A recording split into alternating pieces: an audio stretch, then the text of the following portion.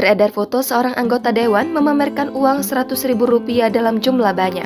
Belakangan diketahui sosok anggota dewan itu bernama Nazar Arnas, anggota DPRD Kabupaten Pelalawan, Riau.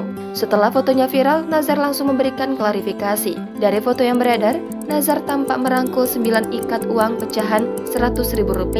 Jumlahnya diperkirakan mencapai 1 miliar rupiah. Saat dikonfirmasi, Nazar membenarkan bahwa pria dalam foto itu merupakan dirinya. Namun, ia berdalih melakukan itu hanya iseng untuk dibuat stiker WhatsApp. Nazar menjelaskan foto itu diambil pada Selasa 28 Maret lalu. Saat itu, dirinya masuk ke ruang kabak persidangan dan melihat uang banyak. Nazar mengaku tidak mengetahui siapa pemilik uang itu dan langsung berfoto. Ia juga tak menyangka fotonya bisa tersebar hingga akhirnya viral di media sosial. Aksi yang dilakukan Nazar ini menjadi sorotan karena terjadi di tengah maraknya flexing atau pamer harta. Tak sedikit pejabat di tanah air yang harus kehilangan jabatannya karena mengumbar kemewahan di media sosial.